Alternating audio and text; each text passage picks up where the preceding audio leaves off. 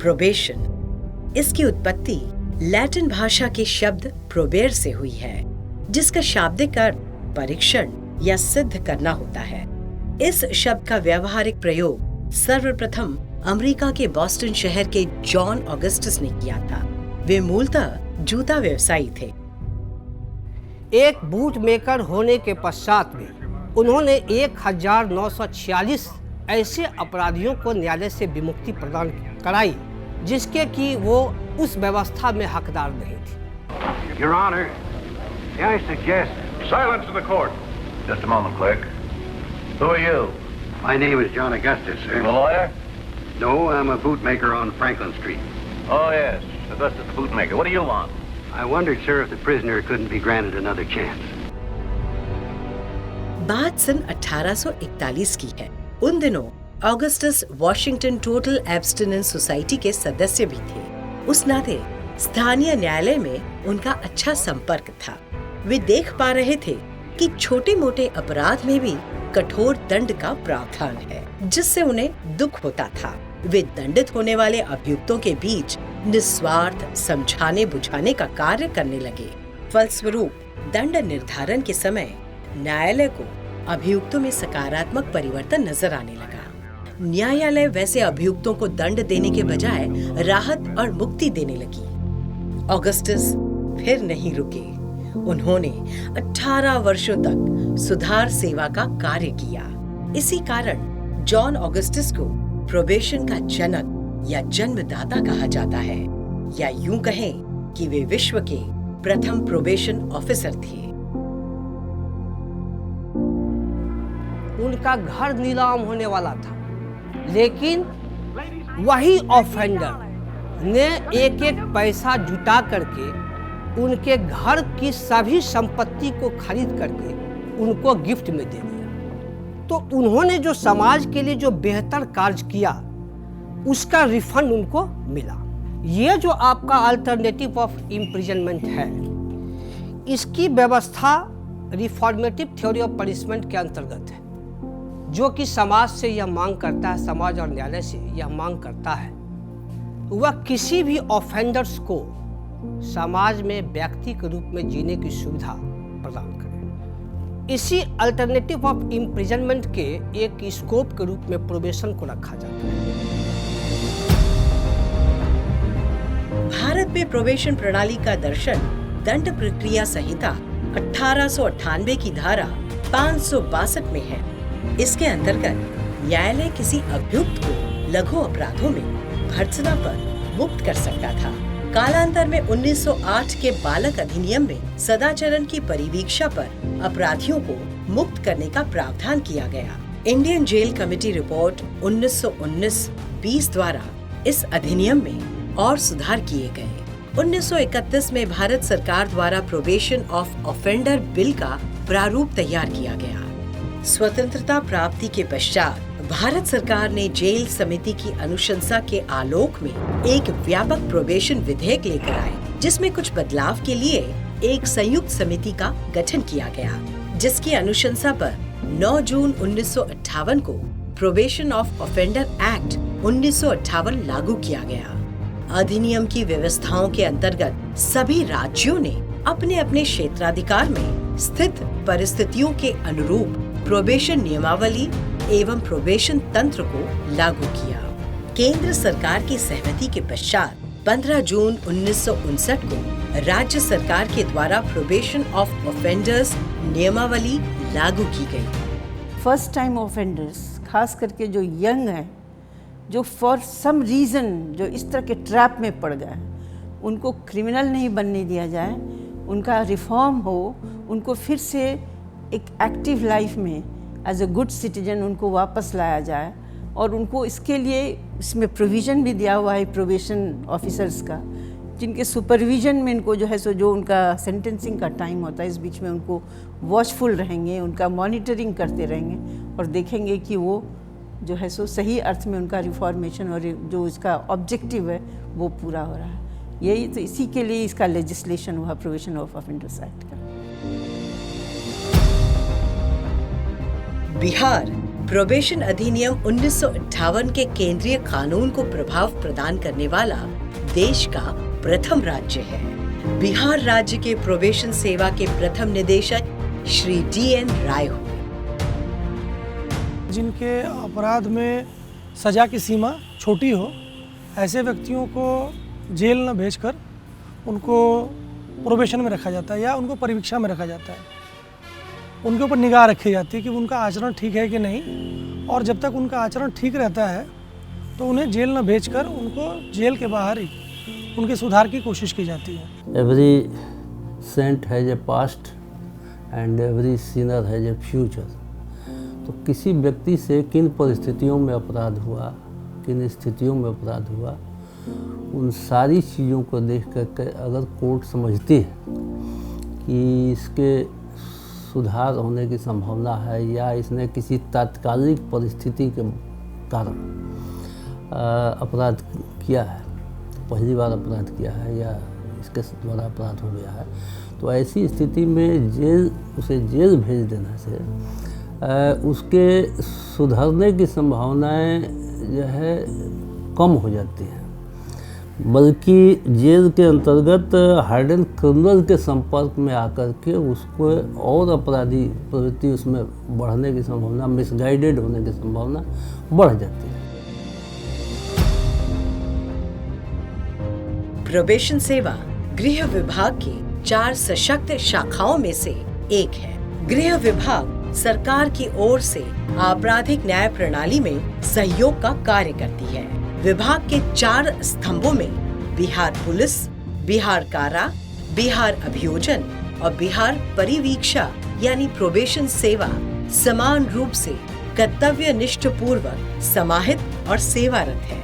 मुख्यतः प्रोबेशन सेवा का ये काम है कि किसी भी व्यक्ति के बारे में क्षेत्र में जाकर उसकी जांच करना। 1974 में जब नया CRPC लागू हुआ, उसके बाद धीरे धीरे प्रोबेशन जांच प्रतिवेदनों में या प्रोबेशन के प्रति न्याय के स्तर पर, माननीय न्यायालयों के स्तर पर कुछ गिरावट आई है। ऐसी परिस्थिति में माननीय पटना उच्च न्यायालय में एक सेवानिवृत्त प्रधान प्रोबेशन पदाधिकारी उपेंद्र नाथ चौधरी द्वारा एक रिट याचिका दायर कर बिहार के न्यायालयों द्वारा बरती जा रही न्यायिक प्रक्रिया के संबंध में ध्यान आकृष्ट किया गया और न्यायोचित आदेश की प्रार्थना की गई। माननीय उच्च न्यायालय ने अपने निर्णय द्वारा प्रत्येक विचारण न्यायालय के लिए प्रोबेशन रिपोर्ट अनिवार्य बना दिया।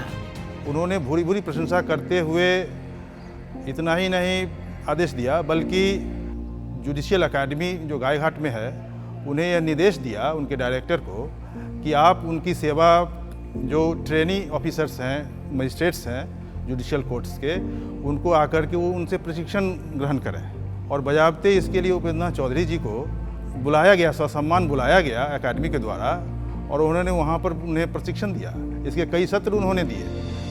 वैसे तो प्रोबेशन सेवा का महत्व सभी सरकारों ने स्वीकारा है, लेकिन सन 2005 में इसकी सक्रियता में और बढ़ोतरी तब हुई जब विकास पुरुष श्री नीतीश कुमार जी के नेतृत्व में बिहार में एक सुशासन प्रिय सरकार बनी। जब बिहार के लोगों ने काम करने की जिम्मेवारी सौंपी तो मेरे सामने ढेर सारी चुनौतियां थी। सबसे बड़ी चुनौती थी लोगों के मन से डर का निकलना, कानून का राज कायम करना एक बड़ी चुनौती थी।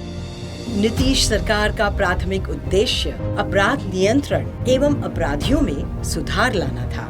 इतना ही नहीं, नीतीश सरकार के निर्देश से गृह विभाग के प्रधान सचिव श्री आमिर सुबहानी द्वारा प्रोबेशन सेवा सुदृढ़ीकरण कार्यक्रम की शुरुआत हुई। इसका मुख्य उद्देश्य यही है कि जो लोग छोटे मोटे क्राइम कर रहे हों या जो प्रथम बार ऐसा ऑफेंस किए हों जिसके लिए उनको लाइफ इम्प्रिजनमेंट या डेथ पेनल्टी नहीं मिलता हो, तो वैसे ऑफेंस में उनको बिना जेल भेजे हुए उनके इस मामले का निष्पादन किया जाए। प्रोबेशन का क्या है कि वो आपको सज़ा नहीं देती है, व्यक्ति में कैसे सुधार हो, कैसे वो समाज की मुख्य धारा में जा करके अपने आप को फिर से पुनर्स्थापित कर पाता है, इसमें एक बड़ी भूमिका रहती है। कोर्ट द्वारा 1 वर्ष की पर्यवेक्षण अवधि में प्रोबेशनर देवेंद्र शाह को रखने का आदेश प्राप्त हुआ था। शुरुआती दौर में जब इसके मैं संपर्क में आई और पाया कि ये जीवन के प्रति काफ़ी निराश था और काफ़ी नकारात्मक विचार और भावना इसके मन में थी, परिवार का भी ख्याल नहीं रख पा रहा था। इस 1 साल की अवधि में जो मैं इसके संपर्क में रही और हमेशा जो इसके साथ हमारा वार्तालाप हुआ, तो उस दरमियान अब जाकर के मैंने पाया है कि इसके आचार विचार में पहले से काफ़ी सुधार आया है और अपने परिवार का जीवन यापन भी पहले से बेहतर तरीके से कर पा रहा है। आस पड़ोस भी के लोग भी बताते हैं कि अब इसमें काफ़ी सुधार है पहले से, और यहाँ भी बराबर समय पर आता रहा है। प्रोबेशन की जो अवधि थी इसकी 1 वर्ष की, इसने सफलतापूर्वक पूर्ण की है। तो अच्छा लगता है कि अगर प्रोबेशन किसी भटके हुए को सामाजिक समायोजन करा पा रहा है तो इसमें प्रोबेशन की एक महत्वपूर्ण भूमिका है।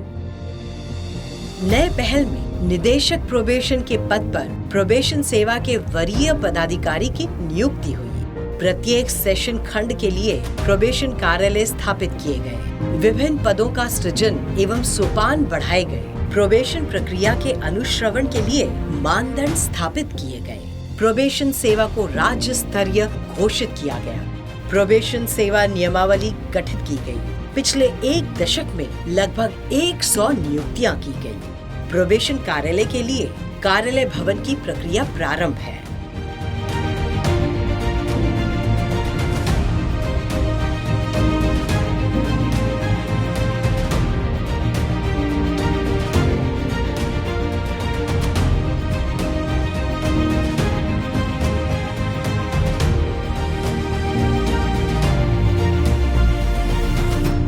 किसी भी सर्विसेज में प्रशिक्षण का एक अलग महत्व होता है। प्रशिक्षण में जहां हम उनके शारीरिक, मानसिक और बौद्धिक रूप से उनको इतना सुदृढ़ कर देते हैं कि वो अपनी जगह पर अपनी कार्य क्षमता और कार्यकुशलता का अच्छे से परिचय दे सके।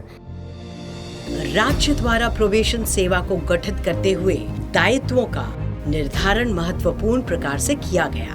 किसी अपराधी या ऐसे व्यक्ति के प्रति न्यायिक आदेश के अनुपालन में सामाजिक एवं मनोवैज्ञानिक परिस्थितियों के संबंध में प्रतिवेदन प्रेषित करना, अपराधी व्यक्तियों से संबंधित संस्थाओं जैसे कारा, पोस्टल स्कूल और संरक्षा गृह में संसीमित व्यक्तियों के प्रशिक्षण एवं उसके विकास में सहयोग करना, अधिनियम के अंतर्गत पर्यवेक्षण पर मुक्त व्यक्तियों का पर्यवेक्षण करना, भूतपूर्व बंदी पोस्टल बालक भूतपूर्व संसीमित के पश्चातवर्ती देखभाल में सहायता करना, साथ ही सामाजिक संरक्षा हेतु जन भागीदारी बढ़ाना एवं जागरूकता के सृजन का दायित्व प्रोबेशन सेवा पर अधिरोपित किए गए हैं। किसी जेल में बंद कैदियों को परिहार या पैरोल जैसे लाभ देने के लिए प्रोबेशन सेवा की अहम भूमिका होती है।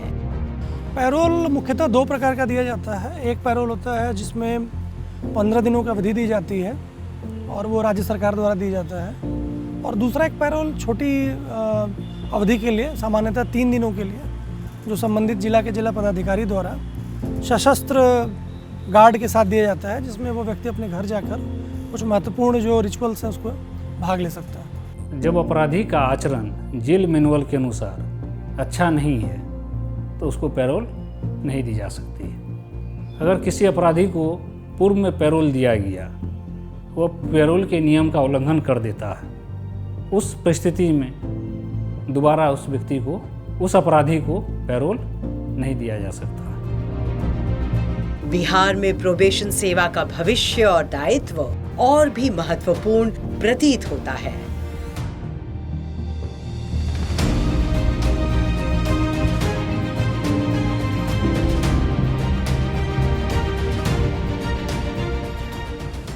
मुझे पूरी उम्मीद है कि सबके सहयोग से बिहार आगे बढ़ रहा है और आगे बढ़ता रहेगा। प्रगति की रफ्तार थमनी नहीं चाहिए। बिहार आगे बढ़ रहा है, इसे रुकना नहीं चाहिए।